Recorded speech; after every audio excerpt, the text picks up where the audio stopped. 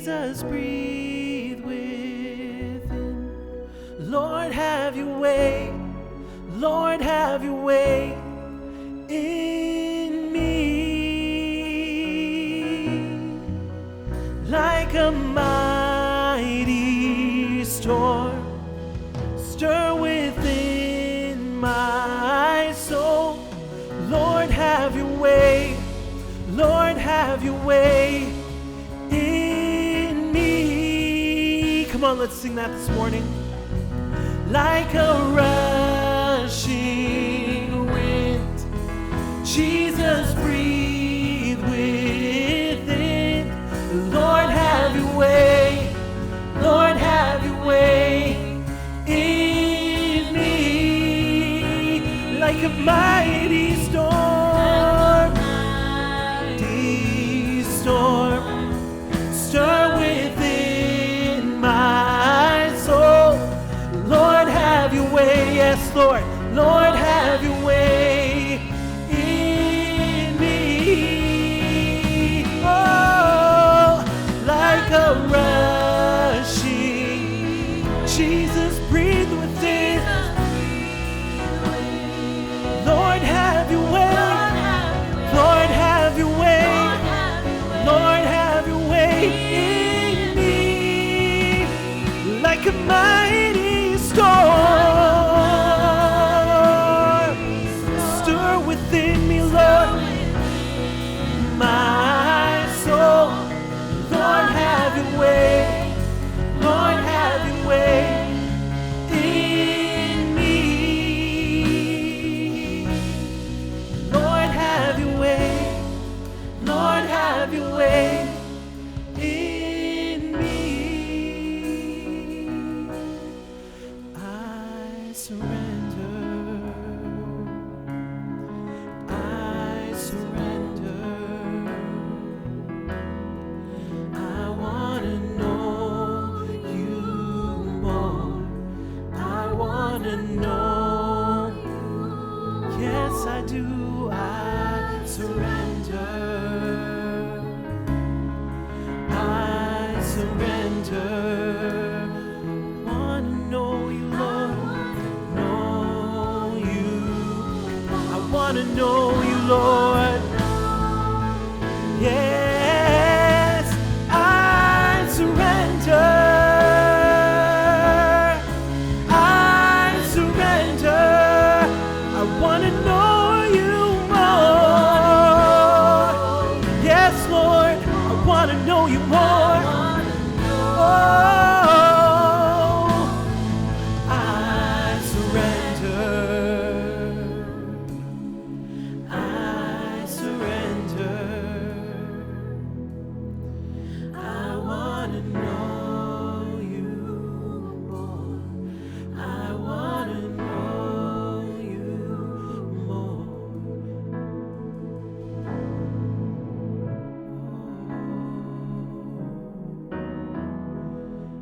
I surrender to you, Lord.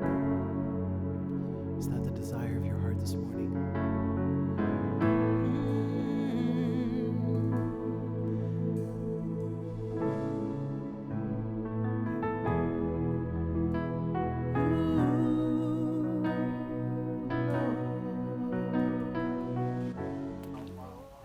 Oh, wow, wow. Merci, équipe de louanges. Merci de nous faire entrer dans la présence du Seigneur. Nous vous apprécions beaucoup et nous vous remercions pour tout ce que vous faites. Et pendant que nous continuons à adorer le Seigneur, il y a ce verset qui me bénit au sujet du roi Salomon. Pendant qu'il a offert la plus grande offrande que je connais, ce même soir, cette même soirée, il a eu la chance de rencontrer le Seigneur. Donc, je prie que pendant que vous donnez vos offrandes et vos dîmes au Seigneur, que vous aussi, que vous ayez une rencontre avec lui. Pour ceux qui sont de l'Église Emmanuel, vous pouvez aller au site ici en bas et de donner à l'Église Emmanuel. Pour ceux qui sont de l'extérieur ou de d'autres nations, vous pouvez donner à Revive Nation, juste ici en bas. Et pour les autres, s'il vous plaît, laissez-nous un commentaire et dites-nous d'où vous écrivez et comment vous êtes bénis. Dites-nous d'où vous êtes. Et maintenant, le moment que nous tous attendions, avec la faim, la passion, pendant que l'homme de Dieu est en train de venir. Je vous demande de préparer vos cœurs et vos esprits pour la manne fraîche qui est sur le point de tomber, la parole vivante, la parole prophétique que le Seigneur a préparée pour vous. Aidez-moi à accueillir notre Père spirituel, prophète Shaiju Matthew.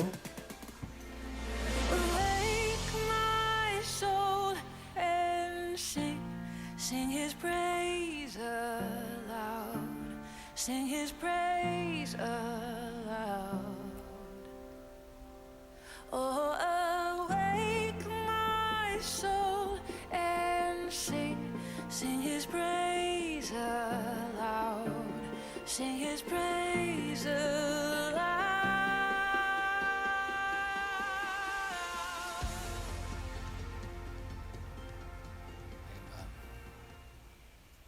Amen. Amen, amen. Oh, réveille-toi, mon âme, et chante. Chante ces louanges très très fort. Dans ces derniers moments, le Seigneur Jésus nous encourage, nous, sa fiancée, à être encore très passionnément en amour avec lui. Et ceci est l'appel du Seigneur pour l'Église, sa fiancée, en ces jours. Le Seigneur nous dit, réveille-toi, ô mon âme, et chante. Chante fort. Le Seigneur demande à ses enfants de l'adorer comme jamais auparavant, de se réveiller, se lever comme jamais auparavant, et d'aimer Jésus comme jamais auparavant. Je suis si heureux que vous soyez capables de nous rejoindre à l'église en ligne. C'est vraiment très intéressant. Nous faisons face à certains défis. Tout partout autour du monde, toutes les églises ont été en confinement, fermées, mais néanmoins, nous sommes encore capables, par la grâce de Dieu, de continuer à fraterniser au travers de ces vidéos. Et nous voulons vous accueillir, vous tous, en ce très beau dimanche matin. Je crois que le Seigneur va vous bénir abondamment. J'espère que vous avez été avec nous le mercredi passé. Le mercredi passé était un jour prophétique. Il y avait une session très prophétique. Je veux remercier le Seigneur qu'il y a une grâce qui est relâchée par Dieu sur sa fiancée pour qu'elle ait plus de désir d'écouter la parole de Dieu, le désir d'aimer la parole de Dieu. Et je crois que ceci est vraiment vrai pour vous. J'aimerais entendre d'où vous nous écoutez, d'où vous nous regardez. Écrivez au bas dans les commentaires. Mettez-vous possible de vous voir, d'afficher votre visage. Dites-nous comment vous appréciez ces messages. C'est toujours un plaisir de vous lire et de vous entendre. Pour vous aussi de participer pendant que la parole de Dieu est relâchée. C'est une joie. Pour autant qu'il y a une faim, une soif pour la parole de Dieu. Le genre de parole de Dieu qui construit notre esprit, qui le fait grandir. Ce n'est pas facile de retrouver ce genre de parole. Ce qui vient de l'intelligence stimule l'intelligence et ce qui vient de l'esprit va stimuler l'esprit. Vous savez tous que c'est l'esprit qui va affecter, qui va toucher le naturel. C'est l'homme spirituel qui aura la chance et la grâce de changer dans tout ce qui se passe dans le monde naturel. Donc, je prie que dans cette saison, vous continuerez à entendre la parole de Dieu et vous continuerez à croître dans sa parole également. J'espère que vous serez capables d'avoir une attention complète sur ce vidéo, que vous vous êtes préparés, que vous avez prié afin de l'entendre comme il faut, comme il se doit, que vous avez fait tout ce qui est possible de votre côté afin de vous asseoir et d'écouter avec grande révérence. Et c'est cet intérêt que vous allez démontrer que le Saint-Esprit va utiliser pour vous bénir aujourd'hui pendant que vous écoutez ce vidéo. Mon père spirituel, prophète Emmanuel Makandiwa, a dit ceci. La Bible dit que la vérité vous affranchira. Ce qui veut également dire que c'est un mensonge qui vous a gardé lié également. Donc, pendant que la parole vous vient, assurez-vous que la liberté est en train de vous suivre. Que pendant que vous recevez cette parole dans votre esprit, pendant que vous regardez cette vidéo, les chaînes doivent se briser, les liens doivent se rompre et les choses doivent commencer à agir et arriver. Souvenez-vous que Satan est rentré dans le jardin et a demandé à Ève, il lui a dit, est-ce que Dieu a réellement dit? En d'autres mots, à chaque fois qu'il y a une vérité qui vous vient, il y a aussi l'ennemi qui va essayer de vous faire douter cette vérité. Il va questionner la vérité afin que vous soyez séduits et qu'il y ait le doute dans votre esprit. Donc, à chaque fois que la parole de Dieu vient à vous dans votre esprit, vous devez être très attentif à savoir qu'il y a une semence semée et qu'il y aura toujours des épines, des ronces, des oiseaux. Il y a toujours quelqu'un qui viendra pour vous voler cette parole que Dieu a déposée dans votre cœur, dans votre esprit. Donc, quelquefois, il y a des gens qui reçoivent une parole le dimanche, mais avant même d'arriver à mardi, l'ennemi a déjà semé quelque chose dans votre esprit que vous avez lu ou entendu, ou que vous en avez parlé, ou que vous avez pensé, qui déjà commence à étouffer la parole qui est dans votre esprit. Donc, je vous encourage à être vraiment diligent et à faire attention, à garder la parole qui vient dans votre esprit. L'ennemi va essayer de son mieux de vous faire douter la grâce qui est déposée en vous. Parce qu'il sait très bien que votre bénédiction, la façon dont vous croissez, la façon que vous êtes en train de vous connecter est reliée à la grâce. Et il fera tout possible pour vous déconnecter de cette grâce. Je prie et je crois que vous serez alerte, attentif, et que vous serez capable de combattre tout ce que l'ennemi est en train de faire. Je crois également que pendant que cette parole vous vient, que ce n'est pas seulement un enseignement. Je crois aussi que Dieu nous donne la grâce dans cette maison, dans ce ministère, de relâcher une parole prophétique. Donc oui, nous avons la parole écrite. Et quand nous sommes capables de nous connecter au Saint-Esprit et d'entendre ce que Dieu dit au travers de cette même parole, en ces moments-ci, quand nous sommes capables de connecter le temps et la parole écrite, le temps de Dieu, le kairos, et la parole de Dieu, quand cette combinaison est faite, c'est à ce moment-là que vous verrez la puissance dans la parole de Dieu manifestée. Donc, pendant que vous écoutez, vous n'êtes pas seulement en train de vous relier à une parole, mais vous vous reliez au temps, le temps de Dieu. Ce qui veut dire que c'est le moment. C'est maintenant que Dieu commence à relâcher des percées pour vous, pendant que vous vous connectez avec grande révérence. Et je prie que le Seigneur Jésus vous récompense. Je prie que le Seigneur Jésus récompense tous les autels que vous avez bâtis, tous ceux qui participaient dans le fait de donner. Je prie que Dieu va vous bénir abondamment et bénir vos mains. Oui, COVID-19 a été un très grand défi pour plusieurs d'entre nous dans différentes sphères. Certains d'entre vous, peut-être que vous connaissez quelqu'un ou personnellement vous avez perdu un être aimé. J'aimerais que vous soyez encouragés dans le Seigneur, que le Seigneur Jésus vous garde et vous protège. Il vous donne la force et il vous protège. Donc, j'aimerais vraiment que vous ne laissiez pas la peur de l'ennemi grandir en vous. Il est très important qu'en tant qu'Église, que nous ayons des informations sur ce qui se passe Et c'est ce que j'ai essayé de faire pendant ces dernières semaines, en venant vers vous avec des plans, les plans de l'ennemi, les exposer. Si vous n'avez pas regardé ces vidéos antérieures, s'il vous plaît, prenez le temps vraiment de les regarder et de les écouter. Parce qu'aujourd'hui, nous allons vers une autre trajectoire. Mais du même coup, il est très important que vous ayez l'information dans votre esprit.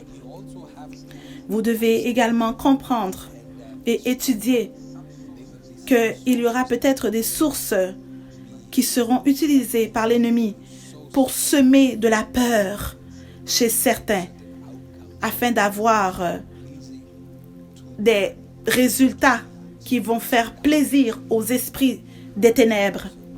Donc, gardez-vous, protégez-vous de toutes les informations que vous laissez rentrer dans votre esprit et à quoi elles vont vous guider.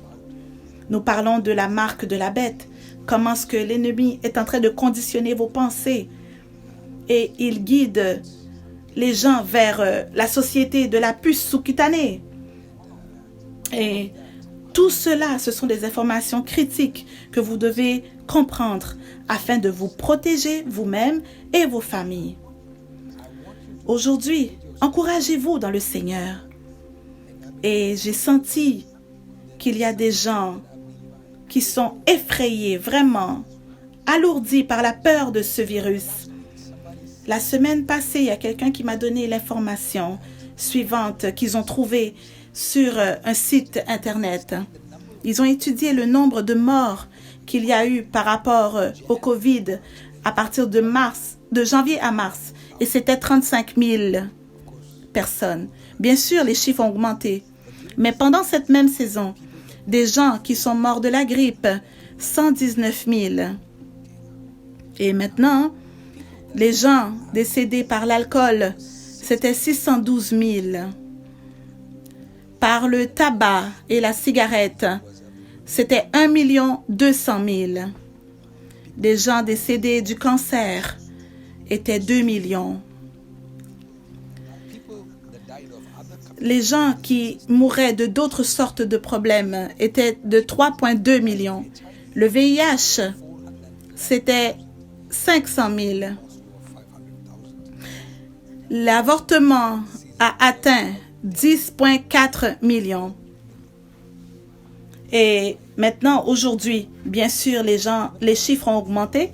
C'est devenu 14 millions pour les avortements en ces jours. Donc maintenant, vous pouvez comparer ces numéros, ces chiffres, et regarder la panique qu'il y a présentement. Et commencer à dire, oui, il est vrai que nous avons une situation à cause de la propagation de cette plaie, la façon qu'elle se propage au travers des nations. Et cela a causé la panique à cause de l'incertitude. Et comment ça se passe? Comment une personne qui essaye d'être dans un endroit confiné, et il y a plein d'autres scénarios des médias qui commencent à faire augmenter la panique. Je ne parle pas de tout le monde, mais je parle de ceux qui sont vraiment handicapés par la peur concernant ce COVID-19, ce virus que vous continuez à entendre constamment les médias qui en parlent. Alors, en rapport avec la façon dont le monde panique, il y a tellement d'autres choses qui se passent, d'autres morts que nous ne parlons juste plus. Donc, oui, c'est le monde dans lequel que nous vivons. Je ne dis pas qu'il faudrait les ignorer, mais du même coup, je prie que cette parole vous amène la paix dans le cœur. C'est l'objectif de l'Église et des ministères qui se tiennent dans ces heures-ci. Ayons les formations, sachons ce que l'ennemi est en train de préparer, mais en même temps, soyons aussi en paix et en repos, sachant que rien de mal ne va nous arriver, à moins que Dieu ne le permette. Mais parce que vous aimez le Seigneur, rappelez-vous, Romains 8, 28 dit que tout ce qui arrive au peuple de Dieu est en leur avantage, tous ceux qui aiment le Seigneur. Donc ceux qui aiment Dieu, profitez d'une parfaite paix. Quand vous aimez Dieu, vous savez que la pire situation de votre vie, Dieu peut la tourner dans votre avantage. Souvenez-vous de la chanson que nous avons chantée dernièrement. Ce que l'ennemi voulait qu'il soit pour notre pire souvenir, l'Éternel l'a changé en bénédiction. Gardez cela dans votre esprit. Peu importe ce que l'ennemi fait autour de vous, le Seigneur va le changer en bien pour vous. J'aimerais que vous puissiez l'écrire si vous êtes capable. Déclarez-le par la foi et dites qu'il y a quelque chose de bon qui arrive au coin de la rue. Accueillez le mois de mai. Oui, les fleurs sont en train de sortir. Oui, dans le naturel et dans l'esprit. Vous allez commencer à voir que Dieu va briser des barrières que l'ennemi a placées, que l'ennemi veut que nous croyions. Mais à cause de l'Église, à cause de vos prières, je crois que le Seigneur ne va pas permettre l'ennemi d'utiliser cette plaie pour complètement fermer et au contraire accélérer les plans de l'ennemi. Non, non, non. Je crois au contraire qu'il y a encore le besoin pour un très grand réveil. Et oui, enfants de Dieu, c'est notre moment que nous devons saisir. C'est ce moment que nous devons préparer nos cœurs pour l'autre dimension, pour un réveil présidentiel que le Seigneur veut relâcher sur nous. Commençons à prier comme jamais. Commençons à aimer Jésus comme jamais. Commençons à l'adorer comme jamais auparavant. Commençons à nous consacrer, à nous purifier comme jamais auparavant. Soyons plus généreux encore comme jamais auparavant. Que nous puissions nous aimer et être humbles comme jamais. Et je croirai que nous serons vraiment récompensés, même dans cette saison, dans le nom de Jésus. Amen. J'aimerais attirer votre attention sur la parole de Dieu, sur celle qu'il a mis dans mon cœur, dans mon esprit, pour vous. Il est très critique pour vous de comprendre que c'est le Seigneur qui nous parle. Je ne sais pas si vous serez disponible à passer plus de temps aujourd'hui avec nous et à savourer la parole de Dieu. Je veux prendre ce moment pour apprécier tous nos traducteurs qui ont travaillé très très fort, qui sont restés synchronisés avec moi semaine après semaine, afin que la parole puisse vous être parvenue. J'espère que vous appréciez toutes ces traductions et que vous les partagez avec des gens que vous connaissez qui parlent cette langue. C'est très important de rejoindre des églises, des ministères, des amis qui parlent cette langue que nous avons traduit en hindou avec Pasteur Vijay et son équipe qui a travaillé très fort. Et ils se sont arrangés pour que tous les gens qui parlent l'hindi puissent comprendre à Mumbai dans une très belle église. Donc nous voulons les remercier. Et il y a Pasteur Santos qui a fait la traduction en malayalam avec une très belle bénédiction. Si vous parlez malayalam, oui, nous espérons que vous avez eu du plaisir à les écouter. Et ils ont une belle église aussi à Mumbai. Et il y a encore plus de grâce et de bénédiction pour eux. Et nous voulons remercier le Seigneur pour les Punjabi, la traduction avec Pasteur Sima. Il y a une église à Sacramento. Nous voulons apprécier toute la dédication et tout ce qu'ils font. Nous voulons apprécier également l'italien avec la sœur Margaret, une très belle traduction. Et sœur Élise qui le fait en français. Elle fait partie de notre église francophone. Nous vous remercions tous. Bien sûr, l'espagnol aussi avec la sœur Raquel. Ils font tous un très beau travail de faire toucher toutes ces langues. Même si ils savent qu'ils sont bénis, laissez un commentaire que vous êtes vraiment reconnaissant pour leur travail, leur dur travail. Que le Seigneur vous bénisse. Oui. Ouvrez les Bibles maintenant, oui, dans le confort de vos maisons, dans le livre de Psaume 127. J'espère que vous avez vos Bibles tangibles, physiques, Maintenant que vous êtes à la maison, il n'y a pas d'excuse. Et si vous ouvrez tout droit vers le milieu, vous trouverez le livre de psaumes. J'espère que vous avez plus de temps à lire la parole. Je crois que le Seigneur a établi un fondement sur ce qu'il veut faire pour les semaines à venir. Je ne sais pas si vous avez remarqué que nous avons des parchemins ici. Bien sûr, ce ne sont pas les vrais, mais nous avons une équipe vraiment très créative. Et ce sont les lettres des 7 églises dans les livres d'Apocalypse. Donc, nous allons aller au travers de ces lettres ensemble dans les prochaines semaines. Je crois que le Seigneur veut que nous soyons préparés pour son retour. Donc, si vous le désirez, je veux vous donner des étapes pratiques à savoir comment se préparer pour les dernières heures. Les séries vont continuer. À savoir, à connaître les notifications. N'oubliez pas de souscrire. Et il y a une petite cloche que vous pouvez appuyer pour savoir à chaque fois que nous sommes en direct, vous serez capable d'avoir la notification. Pasteur, s'il vous plaît, si vous pouvez nous aider à lire. Psaume 127, verset 1.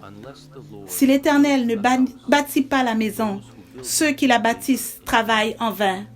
Si l'Éternel ne garde la ville, celui qui la garde veille en vain. Encore une fois, s'il vous plaît, pasteur. Si l'Éternel ne bâtit la maison, ceux qui la bâtissent travaillent en vain. Si l'Éternel ne garde la ville, celui qui la garde veille en vain. Wow. J'ai cherché le Seigneur très profondément afin de guider mes paroles pour votre bien. Parce que je sais qu'il y a des gens qui portent une très grande attention pour que cette parole leur soit venue à eux. Donc, c'est ma responsabilité pour moi de prendre le temps d'avoir une parole fraîche dans votre esprit. Donc, j'espère que vous allez recevoir cette parole avec ce détail, avec cette attention. Si vous voyez bien, ce verset parle d'un bâtisseur qui bâtit une maison. Et il dit, à moins que le Seigneur ne bâtisse cette maison, ceux qui la bâtissent travaillent en vain. Oui. En d'autres mots, il dit que si vous voyez quelqu'un la construire, à moins que le Seigneur est en train de la bâtir, ils peuvent continuer de la bâtir, mais leur travail sera en vain. Je veux rester là pour quelque temps. Vous voyez des gens qui ont été en train de construire et ils n'ont pas nécessairement demandé la permission au Seigneur pour construire. Et là, nous voyons qu'il y a des non-croyants qui ont bâti plusieurs choses, qui ont continué de faire ce qu'ils ont pensé qui était nécessaire. Et vous les voyez quand même accomplir tout ce qu'ils ont pensé accomplir. Et voici maintenant les Écritures qui disent, à moins que le Seigneur n'ait bâti, vous bâtissez en vain.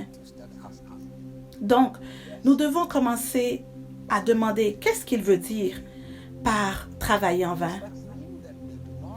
Est-ce que cela veut dire qu'ils n'ont pas complété la maison? Est-ce que cela veut dire qu'il n'y a pas de maison?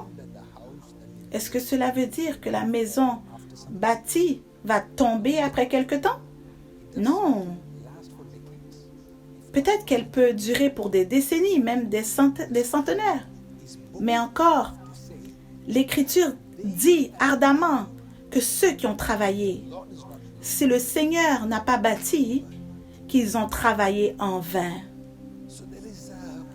Donc, il y a la compréhension de ce que la Bible dit en vain ou la vanité. En d'autres termes, il y a quelque chose qui est bâti, qui est réel. Ce n'est pas invisible. Et c'est très fort. C'est dans les termes de la parole, c'est acceptable et quelquefois très grandement célébré. Mais malgré tout, aux yeux du Seigneur, le Seigneur l'appelle en vain ou encore vanité. Ou Dieu l'appelle que c'est quelque chose qui n'est pas approuvé à ses yeux. Donc, la construction, la bâtisse existe, mais elle n'a pas l'approbation du Seigneur. Ok, j'espère que vous voyez là où nous allons ce matin. Ce qui veut dire qu'il y a tellement de choses que nous pouvons bâtir dans notre vie, dans tellement de sphères. Nous pouvons bâtir dans une vie. Tellement de choses que nous pouvons passer des décennies à bâtir une carrière, une relation, une amitié, dans différentes sphères. Mais rien ne sera si important à moins que la main de Dieu l'ait construite. Si la main de Dieu ne l'a pas construite, le Seigneur l'appellera vanité. Donc, j'aimerais que vous puissiez peser tout ce que nous faisons, vous et moi. Nous devons demander cette plus grande question. Nos mains sont en train de fabriquer quelque chose.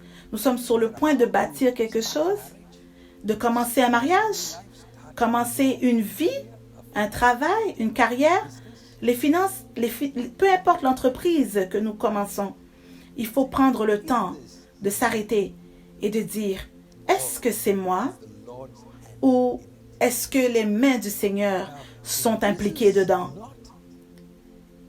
Et si les mains de Dieu ne sont pas dedans, si ce n'est pas orchestré par ses mains, si ce n'est pas né de son cœur, si ce n'est pas commencé par le Seigneur, la Bible dit, peuple de Dieu, que c'est de la vanité, que vous travaillez en vain. Au fait, ce que vous êtes peut-être en train de faire est apprécié par vos membres de famille. Ils peuvent dire, « Waouh, quel succès vous avez !» Ils peuvent dire plusieurs choses, toutes sortes de choses. Mais est-ce que c'est vraiment important? Parce que ce qui devrait être important dans une vie, c'est l'approbation et le sceau du Seigneur. Aujourd'hui, j'aimerais que vous puissiez prendre un temps d'arrêt et dire, oui, j'ai fait plusieurs choses dans ma vie, beaucoup de choses. Mais ce que je dois savoir le plus, c'est de savoir si j'ai l'approbation de mon Dieu, de mon Sauveur. Est-ce que j'ai le plaisir de mon Dieu dans ce que je suis en train de faire? Est-ce que j'ai le cœur de Dieu dans ce devoir? Quand un enfant de Dieu est capable de porter cette attention dans tout ce qu'il fait dans sa vie, c'est à ce moment-là que nous commençons à bâtir quelque chose qui apporte une très grande joie au cœur de Dieu. Peuple de Dieu, pourquoi nous parlons de cela dans les dernières heures? Nous retournons à ce verset que nous avons commencé avec il y a quelques temps de cela, quelques semaines de cela, lorsque j'ai dit que la Bible dit « Embrassez le Fils à moins que vous perdiez vos voix ». Donc j'ai dit qu'il y a plusieurs voix d'un homme dans celle qu'il aime, qui lui plaisent. Mais si dans ce chemin, ce cheminement, si vous ne faites pas attention de prendre le temps pour embrasser le Fils de Dieu, ce qui veut dire lui montrer votre loyauté, votre dédication, votre zèle, votre engagement au Seigneur, l'amoureux de votre âme, vous allez perdre tout ce que vous avez. Le Saint-Esprit parle à quelqu'un maintenant et je crois que Dieu est en train de lutter avec l'âme de la fiancée. Le fiancé arrive et le pire que je peux partager, que j'ai peut-être dit la semaine passée ou dernièrement, c'est que Jésus dit que si vous êtes tiède, non froid, non chaud, je vais vous vomir, je vous vomirai de ma bouche. Ce sont des paroles que les gens n'aiment pas entendre. Et mon objectif n'est pas de vous embrouiller, mais si c'est ce que ça fait, tant mieux, c'est pour votre bien. Parce que le Seigneur amène la fiancée. Il nous amène encore plus près de ce qu'il désire. L'information de Dieu. Tout ce que j'ai bâti, je l'ai bâti, Seigneur, pour ta gloire. Tout ce que j'ai touché, Seigneur, j'ai touché pour ta gloire. Je ne m'appartiens pas à moi-même. J'appartiens à mon Seigneur. Voici ce qui va nous protéger, peuple de Dieu, dans les dernières heures. Souvenez-vous que je vous en ai parlé, que la Bible est très claire, que dans ces jours, plusieurs gens, leur foi se refroidira. Chez plusieurs personnes, leur foi se refroidira. Vous et moi, nous ne serons pas de ce groupe parce que nous continuerons d'être ces amoureux de Jésus. Nous continuerons de nous élever. Je continuerai de l'aimer. Je continuerai de vivre des sacrifices dans tout ce que je fais. Dans tout ce que nous faisons, peuple de Dieu, nous allons travailler pour le plaire beaucoup plus que nos propres désirs à nous, plus que ce que nous voulons, plus que ce que nous désirons.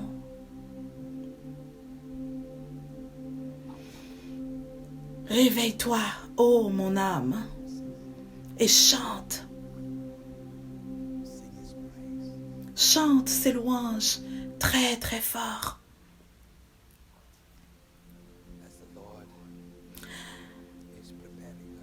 Pendant que le Seigneur nous prépare dans ces heures,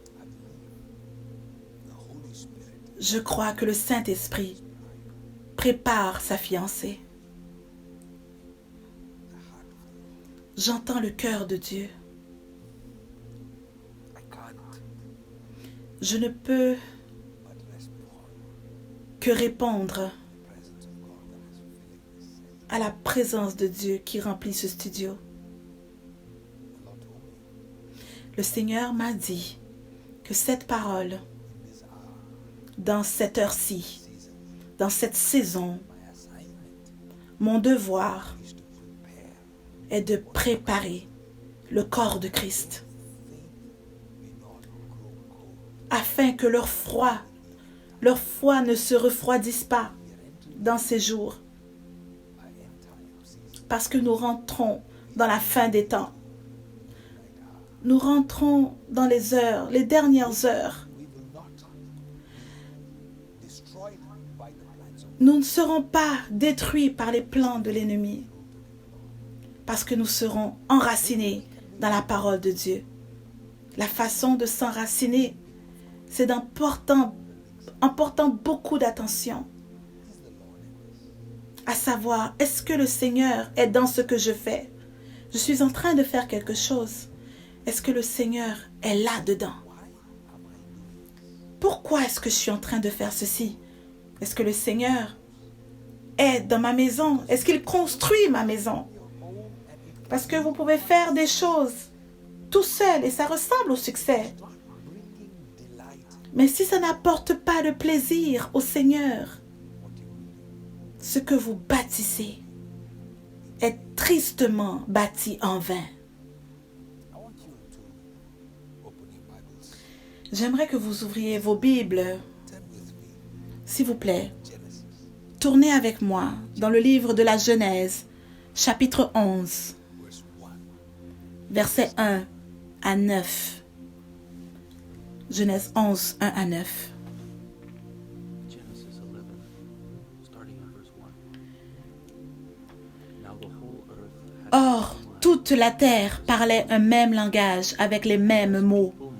Partis de l'Orient, ils trouvèrent une vallée au pays de Shinéar et ils y habitèrent. said to one another, Ils se dirent l'un à l'autre, « Allons, faisons des briques et cuisons-les au feu. » they had brick for stone, La brique leur servit de pierre et le bitume leur servit de mortier. build ourselves Ils dirent encore, « Allons, bâtissons-nous une ville et une tour dont le sommet touche au ciel, et faisons-nous un nom, afin que nous ne soyons pas disséminés à la surface de toute la terre. » L'Éternel descendit pour voir la ville et la tour que bâtissaient les fils des hommes.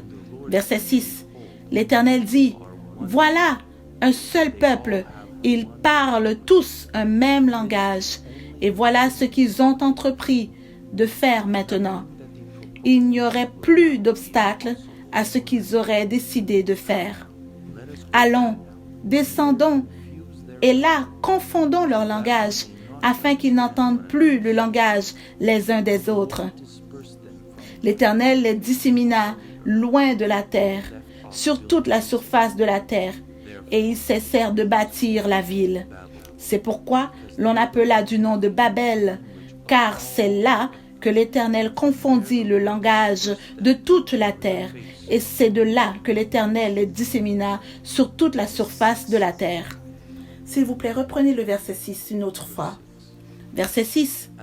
L'Éternel dit, « Voilà un seul peuple, ils parlent tous un même langage, et voilà ce qu'ils ont entrepris. Ils sont un seul peuple, they have all one et ils ont parlé tous un même langage. Et voilà ce qu'ils ont entrepris de faire maintenant. Il n'y aurait plus d'obstacle à ce qu'ils auraient décidé de faire. » Wow! Vous devez comprendre que ceci est un témoignage du Seigneur qui parle d'eux. C'est Dieu qui dit que ce groupe de personnes, qu'ils avaient tellement d'unité, et il dit que je suis descendu pour voir leur travail. Imaginez-vous le Seigneur qui descend comme un touriste pour visiter ce que vous êtes en train de faire, parce qu'il voit du haut des cieux que ce que vous faites est tellement bon, tellement bien. Oh, que cela soit l'excellence que vous soyez capable de recevoir dans votre propre vie, dans ces jours qui viennent, dans le nom puissant de Jésus. Mais il y avait une façon qu'ils ont fait, il y avait un problème là-bas. Il dit que maintenant, il n'y aurait plus d'obstacles qui seraient impossibles à eux. Voici le témoignage de Dieu pour eux, que peu importe ce qu'ils sont en train de faire, il n'y a rien qui sera impossible. Pourquoi? Parce qu'ils sont un peuple, un homme. Ils sont comme un homme, une armée d'un seul homme. Ils ont une parfaite unité. Ils fonctionnent dans cette grâce, dans ce langage. Et ce niveau d'unité, quand ils viennent ensemble avec un seul but, il n'y a rien qui sera impossible pour eux. Et malgré tout, nous sommes là en tant qu'Église. Et il y a trop de choses qui sont impossibles pour nous. Pourquoi? Pourquoi? Maintenant, Dieu est en train de témoigner que ces gens-là, ils sont un peuple. Ils ne sont pas divisés, ils sont unis. Et quand ils sont unis, regardez ce qu'ils sont capables d'accomplir. Et malgré tout, si Dieu devrait regarder l'Église aujourd'hui, l'unité manque. Je sais que beaucoup d'églises de Revive Nation regardent et écoutent ce que je suis en train de dire. Écoutez le cœur de Dieu. Dieu dit, regardez leur unité. Rien ne leur est impossible. Et aujourd'hui, c'est très difficile de trouver cette unité dans l'Église d'aujourd'hui. De trouver cette unité au travers du peuple de Dieu d'aujourd'hui. De trouver un peuple uni. De trouver un groupe de personnes qui se tiennent avec la vision de leur pasteur. Un groupe de pasteurs qui vont irradier tous les mensonges et le fait de parler des autres, dans le dos des autres. Un groupe qui va s'aimer, qui va montrer la gentillesse et l'attention l'un envers l'autre. Un groupe de personnes qui élèvent l'un et l'autre. C'est très difficile. Nous parlons tous trop ou nous parlons pas assez. Nous blessons quelqu'un et cela ne nous dérange même pas. Nous sommes très prompts à juger pendant que nous avons nous-mêmes la poutre dans l'œil, nous cherchons les problèmes chez l'autre. Dieu ne peut rien faire avec nous. Voilà pourquoi l'Église d'aujourd'hui est devenue une Église avec trop de bruit, trop d'informations, trop de critiques, trop de tout. Oui, avec beaucoup moins de fruits, parce que nous sommes vraiment occupés à être divisés. Et l'ennemi aime ça. Il prend plaisir à la façon dont nous sommes divisés. Peuple de Dieu, maintenant que vous entendez cette parole, commencez à être soucieux. Qu'est-ce que j'ai bâti? Dieu les regarde et dit, rien ne leur sera impossible. Mais malgré tout, ça n'a pas plu à Dieu. Et la Bible dit que ça n'a pas plu à Dieu. Et il a placé la confusion. Il a causé la confusion dans leur langage. Et ils ont été éparpillés partout au travers du monde. Peuple de Dieu, ils avaient une grande unité. Mais ils ont raté la divinité. Ils avaient un bon sens de direction. Mais ils ont raté l'opportunité de comprendre sa vision.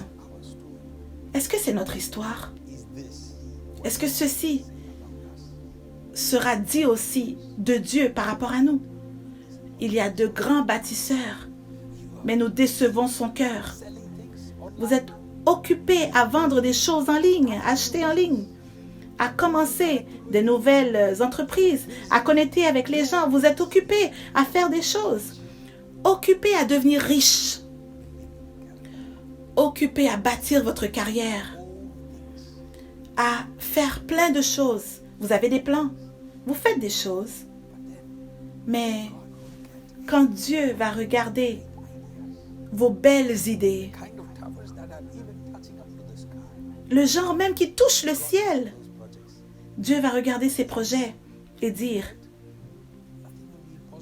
c'est bien, rien ne sera impossible avec cela. Mais malgré tout, ça ne me plaît pas. Malgré tout, je ne suis pas dans leur projet, dit le Seigneur. Malgré tout, je ne suis pas dans leur mariage. Est-ce que cela sera un témoignage dit de vous, peuple de Dieu? Vous savez que si c'est ce qui va être dit de nous, alors ce qui est dit dans le livre d'Apocalypse va tristement arriver. Le Seigneur dit que je les vomirai de ma bouche. J'espère que ce que je vous enseigne est beaucoup plus qu'une information et que ça vienne à vous comme une instruction du Seigneur. Parce que dans cette saison, peuple de Dieu, nous devons faire vraiment attention que ça ne dérange pas de bâtir des tours qui touchent le ciel. Ce qui est vraiment important, c'est le cœur de Dieu. Qu'il soit plaisant. Que le Seigneur ait du plaisir pour le Seigneur. Que même cette petite chicane avec votre voisin, si vous êtes un croyant, vous pouvez l'avoir, oui. Mais si vous gagnez cette bataille, avez-vous gagné le cœur de Dieu? Peut-être vous êtes devenu très populaire. Peut-être que vous avez eu tout ce qu'il fallait, que vous êtes vraiment heureux dans la vie. Mais dans votre plaisir, avez-vous trouvé le plaisir de Dieu? C'est là qu'Abraham a été appelé comme père des nations. Parce que dans toute sa croissance, dans toute son expansion, dans toute sa richesse, incluant même dans ses plus grands rêves d'avoir son propre fils, c'est venu à arriver, à passer. Il n'y avait rien qui n'était pas inclus ni teinté du Seigneur. Il n'y avait rien. Rien qu'il n'avait pas pensé par rapport à Dieu. Dans tout. Il n'y avait rien qu'il avait bâti, qu'il n'était pas capable de déposer au pied de l'autel.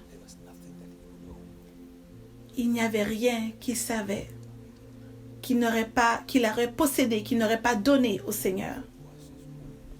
Même si c'était son seul et unique fils. Il avait aimé le Seigneur beaucoup trop, afin de ne jamais lui dire non, même pour sacrifier son unique fils au Seigneur. S'il vous plaît, n'écoutez pas seulement un sermon aujourd'hui. Écoutez les cris du cœur de Dieu qui vous sont adressés. Je porte le cœur de Dieu vers vous. Nous sommes vraiment trop occupés. Courir partout, à bâtir nos propres villes, nos propres tours, nos propres carrières, nos rêves. Le Saint-Esprit frappe à la porte de votre cœur. Parce que dans ces derniers moments, le Seigneur cherche une fiancée qui mettra le Seigneur au-devant de toutes choses. Le Seigneur vous cherche dans toutes les villes. Il y a quelqu'un qui sera son bien-aimé, qui mettra sa tête sur l'épaule, sur son épaule, dans tous les pays, dans toutes les sphères, il y a quelqu'un qui est son bien-aimé. Oui, Seigneur. Oui, Seigneur.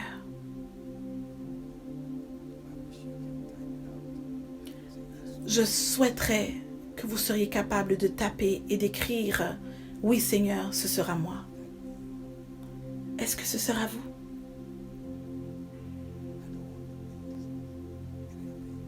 Je ne veux rien bâtir de grandes choses et me rendre compte que j'ai gagné tout le monde entier, mais que j'ai perdu ma propre âme. Je veux être ce croyant. Oui. Qui va brûler d'envie pour le Seigneur Jésus. Je serai ce croyant qui va porter le feu. Le feu. Tous les charbons de feu que je vais lancer aux yeux de l'ennemi. Souvenez-vous, l'Église est celle qui empêche l'Antéchrist d'avoir toute la place. La seule façon que nous pouvons faire cela, peuple de Dieu, c'est que si nous nous réveillons nous-mêmes, notre cœur. Réveille-toi, ô mon âme, et chante. Le Seigneur vous appelle à vous réveiller. Réveillez-vous. Revenez à votre premier amour. Revenez à l'aimer. Soyez de retour. Et vous verrez que le Seigneur sera content de vous. Il sera plus avec vous et votre famille. Nous avons tous nos propres fautes, nos propres échecs. Mais l'échec n'est pas un échec avant que vous ayez pris la décision de ne pas vous lever de là où vous êtes tombé. Quand vous abandonnez, quand vous refusez de vous relever, quand vous restez tombé, c'est là que vous devenez dans la vie du vrai échec. Donc je veux parler au peuple de Dieu. Je veux que vous pesiez votre cœur et que vous disiez, pendant que je vous amène, que je vous guide plus près du Seigneur Jésus, dites avec moi, Seigneur, je suis à toi, je t'appartiens. Et tu es à moi. Et à jamais, Seigneur, je te servirai. Tu es tout pour moi. Tu es mon plaisir. Pardonne-moi pour les fois où j'ai perdu ma voix. Pardonne-moi pour les moments où je n'ai pas embrassé le Fils. Pardonne-moi pour les fois où je suis devenu un chrétien tiède. Pardonne-moi toutes les fois que je suis resté tombé dans l'échec, en train de rouler, de tourner dans mon péché. Pardonne-moi les fois que j'ai apprécié être une victime. Alors que toi, tu m'avais créé plus que conquérant. Oh Seigneur, dans ces derniers moments, je serai un croyant que tu pourras te reposer sur moi. Aucune bénédiction vont m'enlever, vont m'éloigner de l'amour de mon Sauveur. Aucun être humain ne sera capable de m'éloigner de mon amoureux Jésus. Aucune tentation ne peut m'éloigner de l'amoureux de mon âme. Vous tous dans vos maisons, élevez vos voix au Seigneur. Ouvrez la bouche et dites, Seigneur Jésus, je t'aime. Encore une fois, répétez. Répétez qu'il y a un écho dans votre maison. Dites-le fort. Seigneur Jésus, je t'aime. Je vois quelqu'un par terre, agenouillé. Il y a une flaque de larmes et je te vois par terre.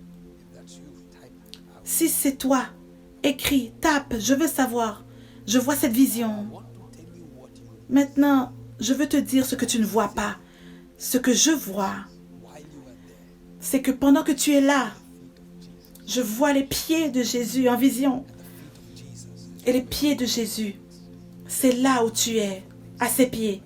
Il y a tellement de belles choses qui se passent maintenant dans l'esprit. Je vois une vision d'une chose très unique que je n'ai jamais vue avant. Je vois une fleur, l'hibiscus, excepté que cette fleur, elle est faite d'or. Donc je crois que il y a certaines choses qui sont en train de s'épanouir, de fleurir dans cette saison. Elles vont fleurir dans le naturel et certaines vont fleurir dans l'esprit. Et il y en a qui seront purifiés comme de l'or. Le Seigneur est en train de purifier sa fiancée. Il vous rend pur. Alléluia. Vous n'êtes pas inquiet de personne d'autre. Vous vous souciez de personne d'autre. Vous êtes mis à part pour le Seigneur. Une grâce que le Seigneur a relâchée sur ce ministère est d'apporter le réveil dans ce moment. Pendant que ce réveil, pendant que nous nous approchons de voir comment les ténèbres sont en train de grandir, c'est aussi une saison où nous voyons que Dieu élève une armée d'amoureux de Jésus, qu'il a précieusement placé près de la source dans différentes parts du monde. Oui, nous allons nous lever, nous allons nous élever comme une armée puissante d'amoureux de Jésus. Et nous allons créer une marche dans le camp de l'ennemi. Et nous allons amener beaucoup d'âmes dans l'amour de Jésus, du Seigneur. Oui, je veux partager une prophétie que mon Père a partagée. Après cette vague, dit-il, après cette saison, Dieu va envoyer une autre vague de réveil. Un puissant réveil. Il n'est pas quelqu'un qui parle beaucoup de réveil. Donc quand je l'ai entendu dire cela, mon cœur a sauté de joie. Et je le reçois comme notre Église en tant que ministère. Si vous le recevez aussi avec moi, écrivez Amen. Oui, je ferai part de ce réveil dans le nom de Jésus. Oui, j'en ferai part. Le réveil des derniers temps. Le Seigneur cherche une belle fiancée, une pure fiancée. Pas seulement pure, mais une fiancée intelligente. Une fiancée qui va s'assurer que la lampe ne s'éteint pas. Une fiancée intelligente et sage. Une qui va rester réveillée et alerte. J'aimerais que vous vous tourniez vers un voisin à la maison si vous en avez un et dites-lui, restez réveillé dans le Seigneur. Dites-lui, reste passionné dans le Seigneur. Que le zèle pour le Seigneur vous consume aujourd'hui plus qu'à n'importe quel autre moment. Que nous ne bâtissions rien pour que Dieu descende et dise, oh, ça me fend le cœur, je n'ai aucun plaisir à ceci. Qu'il ne vous vomisse pas. Je parle une bénédiction sur vous, je la prononce. Que vous écoutez ceci pour une raison. Oui. Vous écoutez cette parole parce que vous désirez plaire au Seigneur.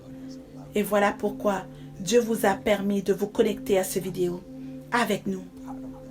Vous faites part de cette armée des derniers temps dans le nom puissant de Jésus. Maintenant, s'il vous plaît, j'aimerais que vous étudiez la deuxième part de ce verset. Pasteur, s'il vous plaît, encore une fois. Psaume 127, verset 1. Si l'Éternel ne bâtit la maison, ceux qui la bâtissent travaillent en vain. Si l'Éternel ne garde la ville, celui qui la garde veille en vain. Alors que Dieu garde la ville, acceptez cela. Celui qui veille, ceux qui travaillent, ils sont restés réveillés en vain. Donc, il est réveillé, celui qui garde, le gardien de la ville. Il fait ce qu'il était supposé faire, garder la ville.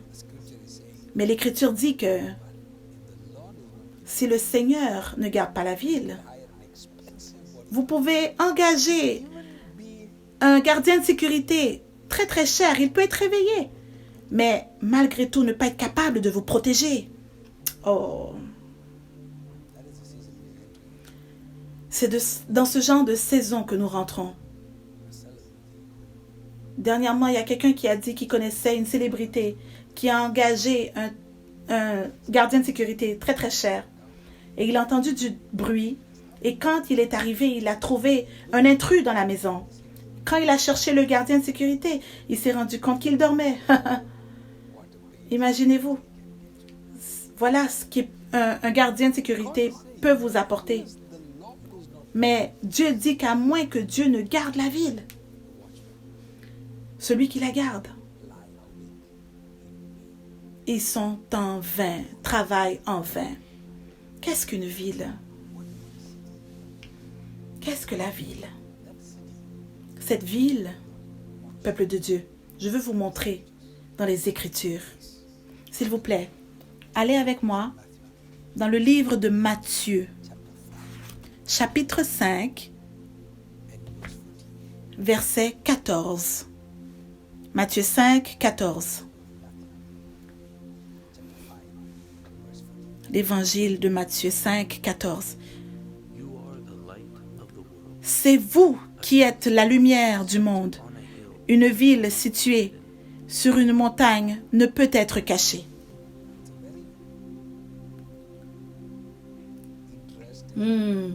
C'est une parole très intéressante. Encore une fois, s'il vous plaît. C'est vous qui êtes la lumière du monde. Une ville située sur une montagne ne peut être cachée. Donc, semble-t-il que le Seigneur parle dans deux phrases. Et la première phrase est complétée par la deuxième. Dans la première phrase, il dit « Vous êtes la lumière ». Et c'est comme s'il continue avec cet ordre ou cette vérité que vous êtes la lumière. Il y a des gens qui ont du mal à accepter cette vérité. Ils vont préférer s'appeler autre chose que ce que Dieu les appelle. Mais Dieu vous appelle lumière. Alors appelez vous-même lumière. Vous êtes la lumière. Dieu dit que vous êtes la lumière du monde. Il y a des gens qui vont dire, je suis une lumière parce que c'est moins, c'est plus petit. Nous aimons avoir cette fausse humilité. Ne pas s'appeler ce que Dieu vous appelle. Ça ne vous rend pas extra humble.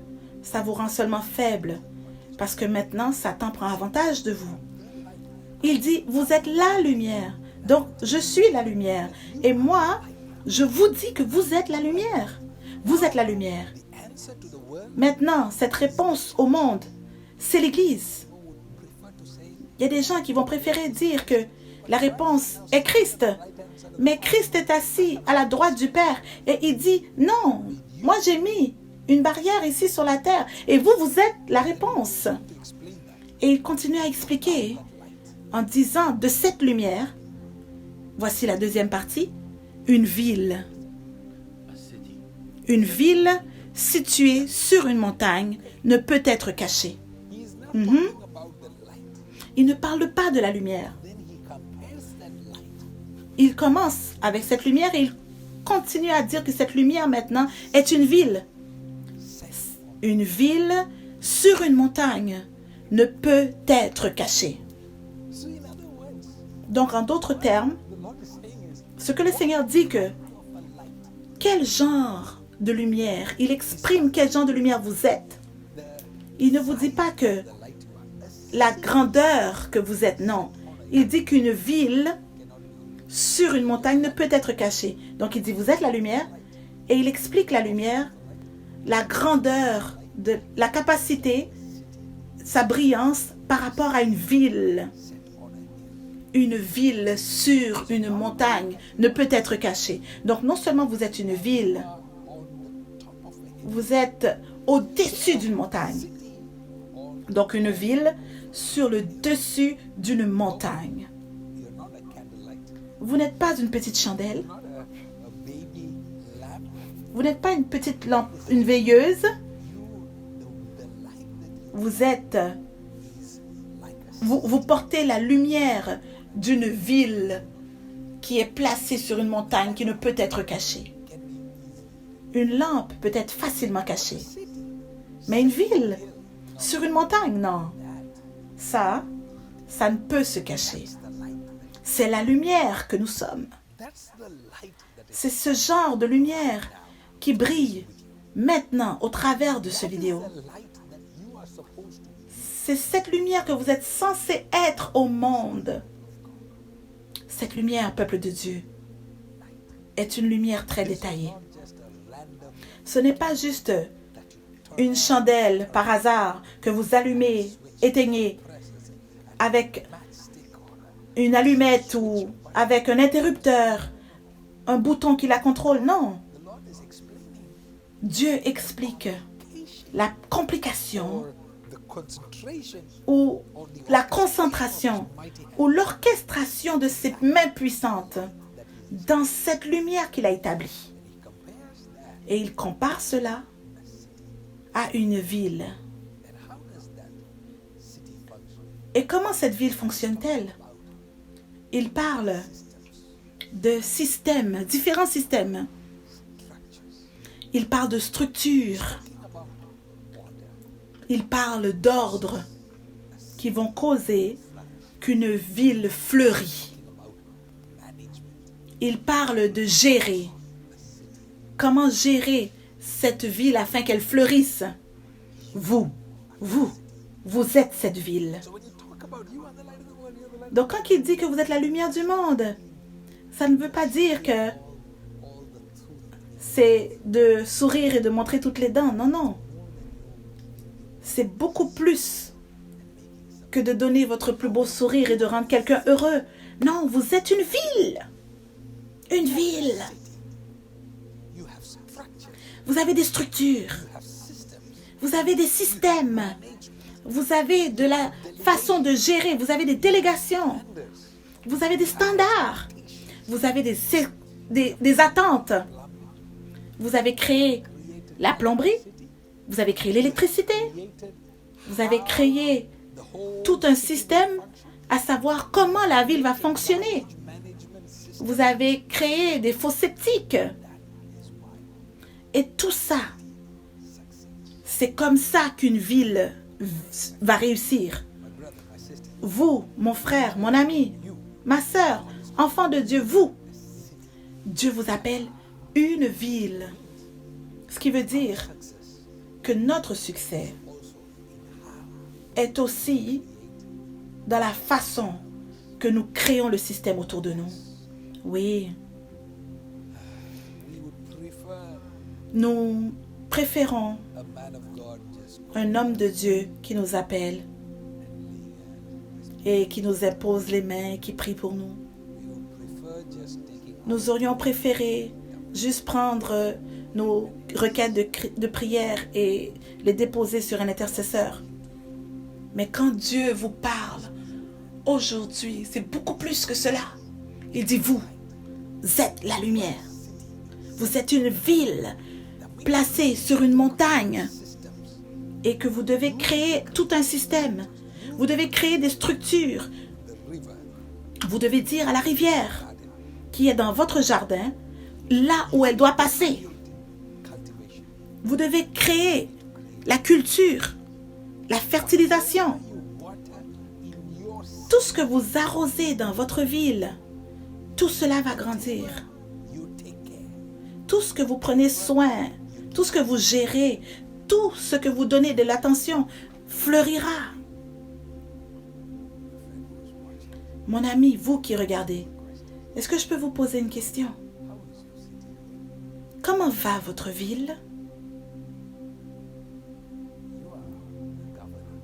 Vous êtes le gouverneur, le gouvernement de votre ville.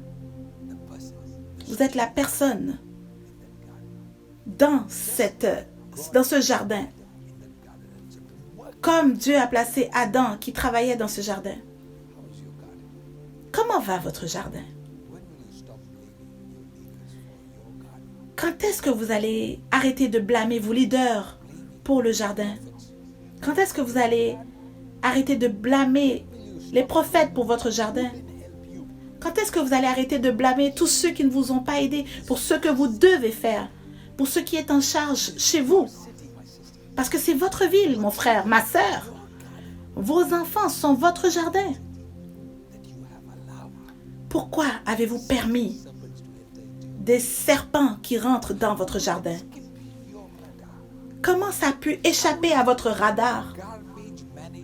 Comment se fait-il que les poubelles dans votre pays, dans votre ville, sont défectueuses?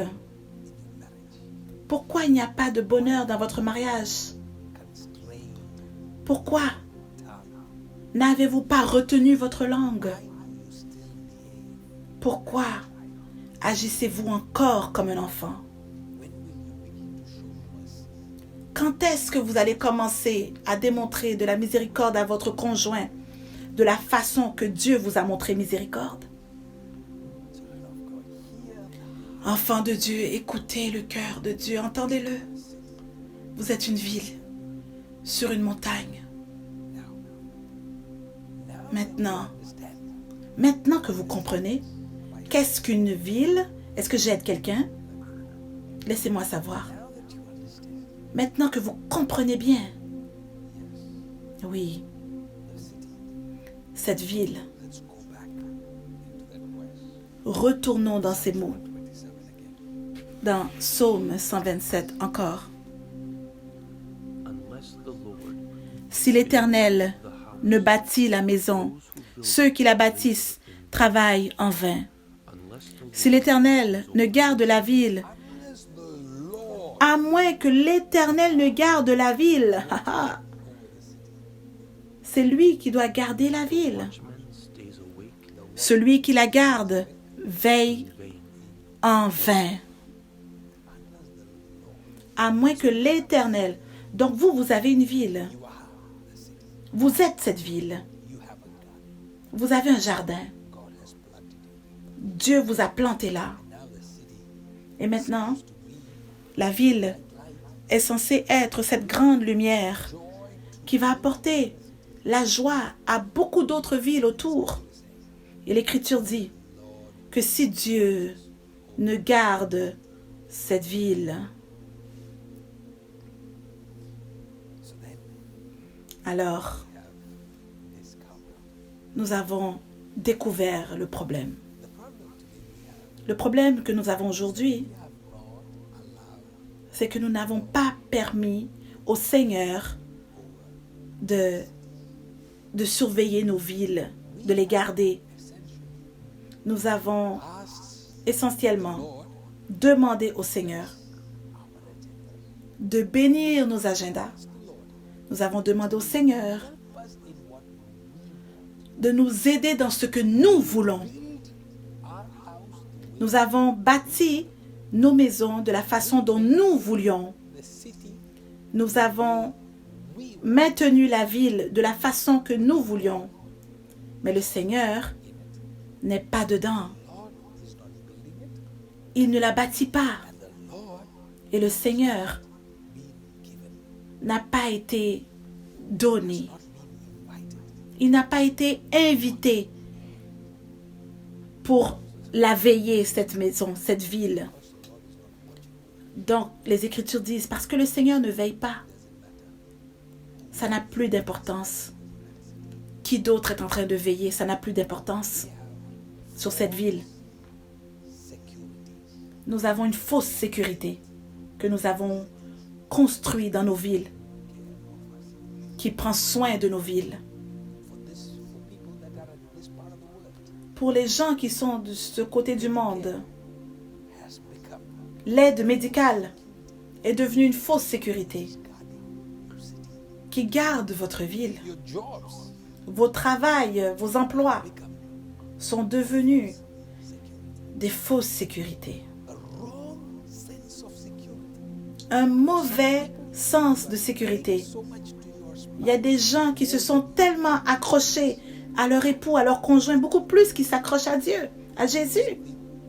Pour certaines personnes, ils ont idolâtré leurs enfants. Ils ont tellement d'attentes sur leurs enfants que la moindre chose qu'ils font, ça va les détruire.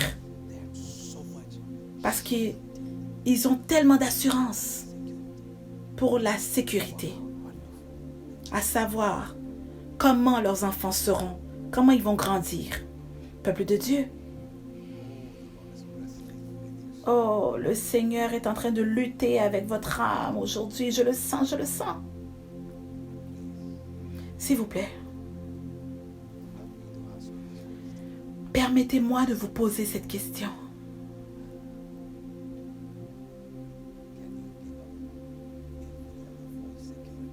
Pouvez-vous abandonner toutes les fausses sécurités, dit le Seigneur, et de dire, je mettrai toute ma confiance en toi. Toutes les autres sécurités que j'ai construites autour de moi. Je te permets, Seigneur, de venir dans ces sphères. Écoutez,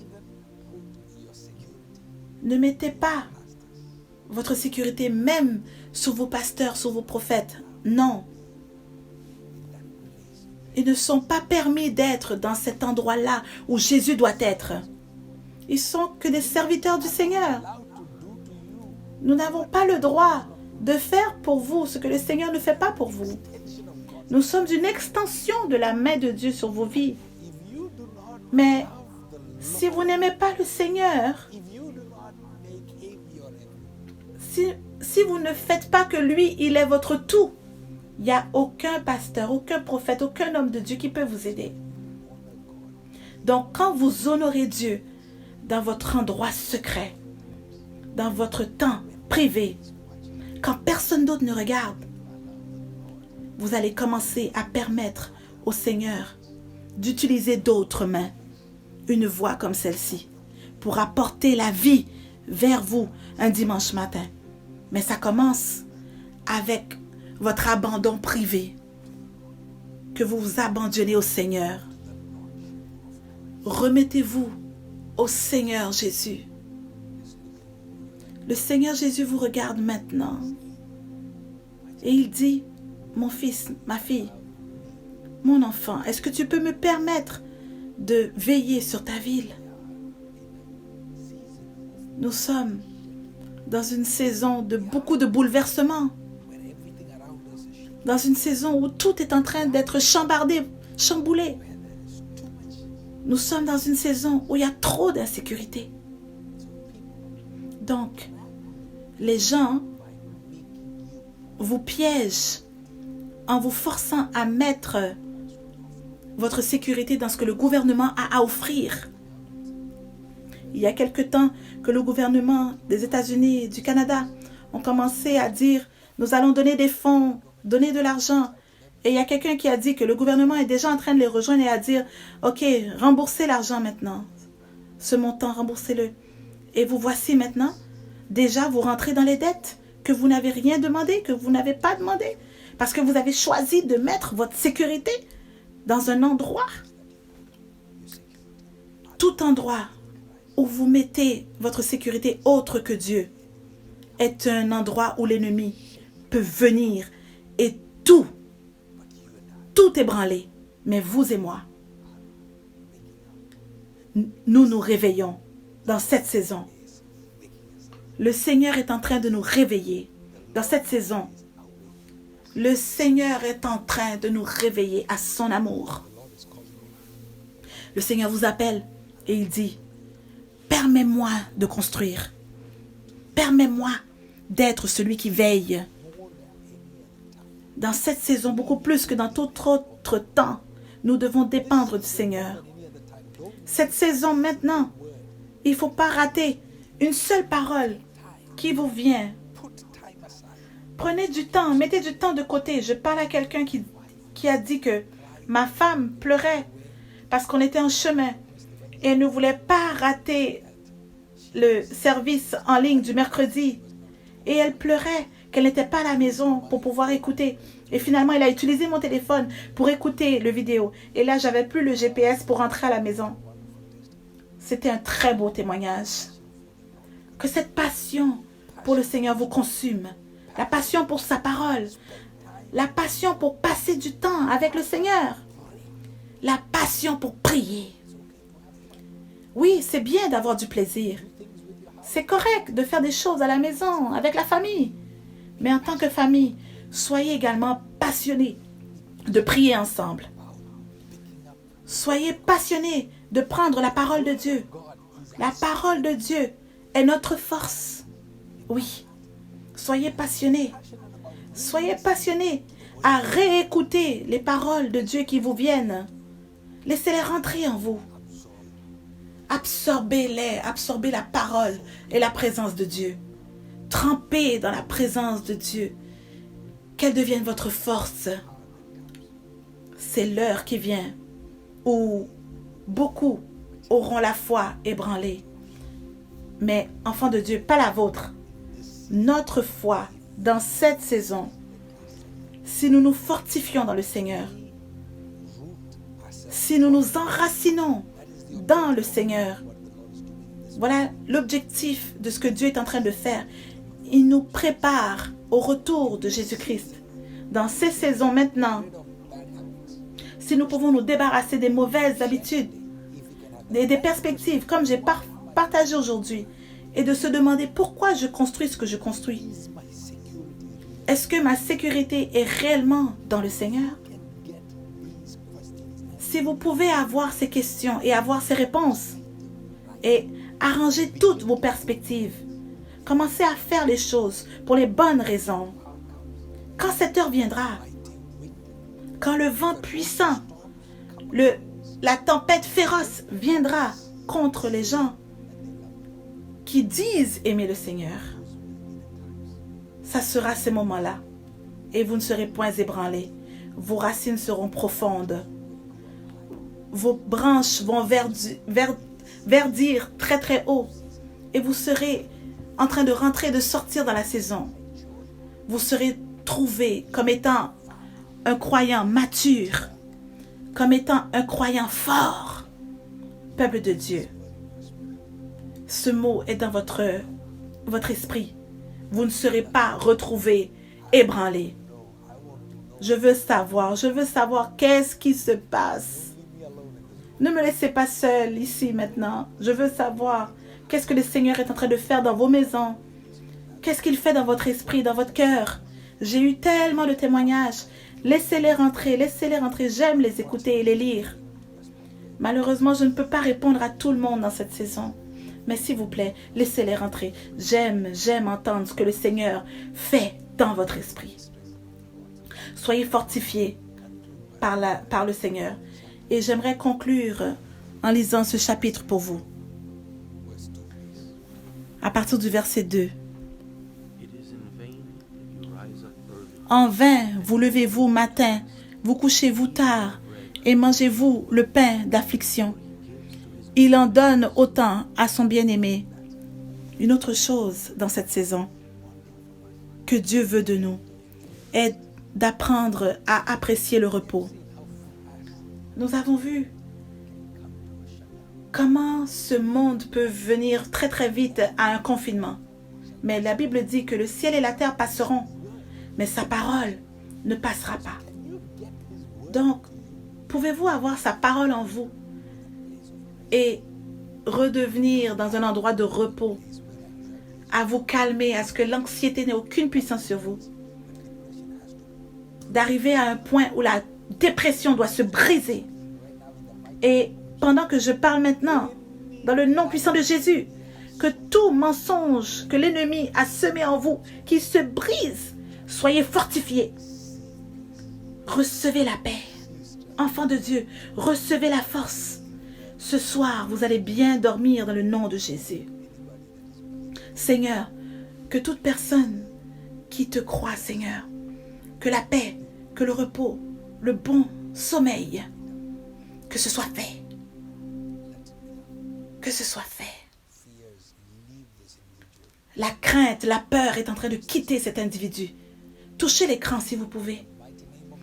Dans le nom puissant de Jésus, je dis que toute crainte qui est en train d'accabler cet individu, que tout mensonge qu'il a commencé à croire, qu'il soit arraché dans le nom puissant de Jésus. Seigneur, arrache-les afin que ces racines ne reviennent jamais à vie encore, qu'ils ne reprennent plus vie. Que le Seigneur vous bénisse avec une bonne nuit de sommeil dans le nom de Jésus. Continuons. Verset 3. Voici que que des fils sont un héritage de l'Éternel. Le fruit des entrailles est une récompense. Oui, les enfants sont un héritage du Seigneur. Pas seulement naturel, mais même les enfants spirituels. Dans cette saison, n'arrêtez pas d'évangéliser. C'est très critique. N'arrêtez pas. À chaque fois que vous avez la chance, une opportunité de partager l'amour de Jésus, assurez-vous de prendre le temps de le partager avec quelqu'un. Verset 4. Comme des flèches dans la main d'un héros, ainsi sont les fils de la jeunesse. Ce qui veut dire que vous allez arriver à un point qu'un fils, qu'une fille qui ont grandi, qui sont devenus comme des flèches très très aiguisées, très intelligents, précis, qui va détruire les mensonges de l'ennemi. Vous devez vous demander, est-ce que moi je suis arrivé à cette maturité? Maintenant que je devienne cette flèche affûtée qui va détruire tous les mensonges de l'ennemi. Verset 5. Heureux l'homme qui en a rempli son carquois. Ils n'auront pas à la honte quand il parlera avec des ennemis à la porte. Oui, heureux l'homme. Je peux vous dire une chose, que je suis vraiment béni avec vous. Je suis heureux de vous. Je suis béni de vous avoir comme partenaire de notre ministère, partenaire de ce cheminement avec Jésus. Merci. Merci pour votre loyauté envers Jésus. Merci de croire en ce que Dieu est en train de faire dans ce ministère. Merci d'aller très très loin dans votre zèle pour le Seigneur. Merci de ne pas être offensé. Merci de garder, préserver votre cœur. Merci pour votre course envers Jésus. Merci d'être une bénédiction. Merci d'être attentionné. Merci pour votre amour, pour votre unité. Merci pour le lien. Merci de vous souvenir. Merci pour vos prières. Merci pour votre générosité. C'est tellement critique. On ne serait pas capable de faire cela sans votre aide. Merci pour votre amour. C'est ma prière que pendant que vous recevez cette prière, que la grâce du Seigneur soit multipliée sur vos vies. Revenez ce mercredi et revenez ce dimanche. Nous allons aller encore plus profondément et nous assurer de connaître, vraiment de savoir le cœur de Dieu, à savoir comment répondre dans ces dernières heures. Et j'ai vraiment hâte d'entendre vos témoignages. Il y a une très belle présence du Seigneur que je sens. Je la ressens. Et je veux prendre cette minute pour prier pour vous. Oui. Je vois une mère monoparentale. Il y a beaucoup de choses dans vos mains. Et vous êtes inquiète à savoir comment gérer ceci et mes enfants.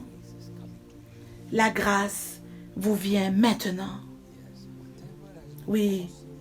Peu importe ce qui a causé que votre pensée est en train de surchauffer, que vous êtes surchargé, que la paix arrive à votre maison maintenant, dans le nom puissant de Jésus. Quelqu'un qui a monté une échelle, maintenant lui demande de descendre de l'échelle. Vous avez été promu, mais maintenant dans ce même travail, vous êtes remercié. Est-ce qu'il y a quelque chose que le Seigneur ne sait pas? Et est-ce que c'est une coïncidence que vous me regardiez maintenant? Paix vous vient maintenant.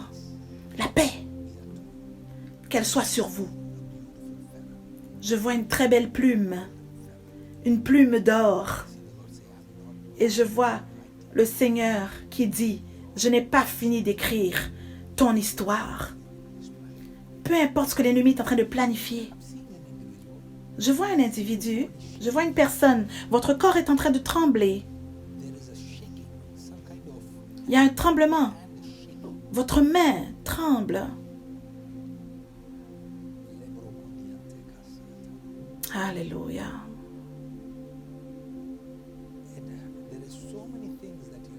Et je vois tellement de choses auxquelles vous pensez qui restent à faire dans votre maison. Je ne suis pas prête à mourir. J'ai trop de choses à faire. Qui a dit que vous alliez mourir? Dieu est allé dans le jardin et lui a demandé « Qui t'a dit que tu étais nu ?» Il y a des gens qui ressentent que c'est le moment de mourir. Qui vous a dit que c'était le moment de mourir? Je viens contre tous ces mensonges de l'ennemi qui sont en train de tourner dans votre tête. Paix de Dieu arrive dans votre maison. Maintenant, recevez, recevez, recevez. Oh, Saint-Esprit. Je vois tellement de choses maintenant. Il y a quelqu'un qui veut étudier plus loin, pousser son étude. Et vous vous demandez quoi faire. Comment faire? Vous vous tenez là. Le Seigneur dit, ne vois-tu pas que je te transforme en un beau papillon? Je travaille sur toi. Sois calme et sois fortifié, dit le Seigneur. Oh, peuple de Dieu, je n'ai pas besoin d'appeler votre situation pour que vous croyiez que le Seigneur vous parle. Je n'ai pas besoin de nommer votre situation pour que vous sentiez la présence de Dieu dans votre maison. Parce que le Seigneur Jésus n'est pas limité. Il est là. Permettez-moi de vous proclamer des paroles de bénédiction. Merci Seigneur pour ce magnifique moment que tu m'as donné avec tes enfants. Waouh! Ça, c'était vraiment inattendu. Tu continues de nous surprendre, de nous faire des surprises, semaine après semaine. J'entends quelqu'un qui dit, est-ce que je vais me marier un jour? Pourquoi cette peur, cette crainte? Alléluia. Particulièrement, je vois une jeune fille. Il y a quelque chose qui s'est passé avec des fiançailles. Est-ce que les fiançailles se sont rompues?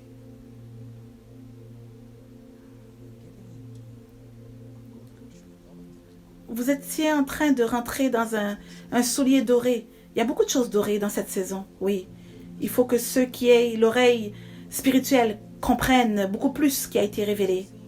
Je vois quelqu'un, une jeune fille, qui est en train de passer son pied dans un soulier d'or, une chaussure d'or.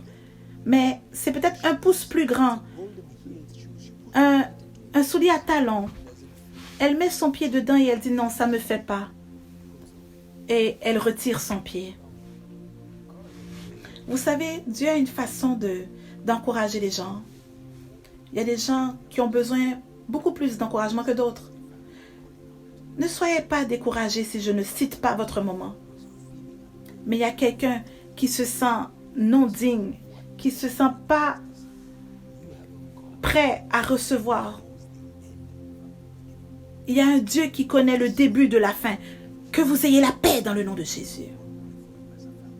Je vais prier pour vous en tant que famille. Père dans les cieux, que la grâce de Dieu couvre leur maison tout entière. Que la grâce de Dieu les protège. Que la grâce de Dieu soit multipliée pendant qu'ils sont en train de connecter avec cet autel. Saint-Esprit de Dieu, placé comme un rendez-vous avec toi, que la grâce et la paix soient multipliées. Par rapport à ce qu'ils ont semé, qu'ils puissent récolter comme ton écriture le dit. Qu'ils puissent savoir que notre Dieu répond aux prières. Beaucoup plus de témoignages de miracles qui soient relâchés pendant qu'ils se connectent avec moi par la foi dans le nom puissant de Jésus. Seigneur, utilise ma voix dans leur maison comme un point de contact pour arrêter tout travail de l'ennemi. Il y a quelqu'un dans la cuisine qui est touché maintenant. Recevez la grâce dans votre maison. J'ai dit Jésus dans votre maison. Grâce dans votre maison. Oh, Vous êtes vraiment, vraiment, vraiment bénis. Aujourd'hui, oui. Merci, merci, merci, merci, merci, merci. Que quelqu'un remercie le Seigneur. Remerciez-le pour ce moment. Oh oui, Seigneur Dieu, ce qui nous est donné, c'est ce qui sera multiplié. Merci, Seigneur, pour cette parole fraîche. Merci pour ta proximité. Merci pour ta présence. Que quelqu'un soit béni avec ce vidéo. Laissez-nous savoir ce qui se passe maintenant. Je sais qu'il y a beaucoup de gens qui vont avoir des rencontres avec le Seigneur pendant qu'ils regardent ce vidéo. Il y a beaucoup de gens qui auront des rencontres avec Jésus. Des moments spéciaux avec lui, oui. Pendant que vous êtes en train d'entendre ce que l'Esprit dit, écoutez encore, écoutez clairement. Et ça, c'est un cheminement. Bienvenue à un cheminement avec Jésus.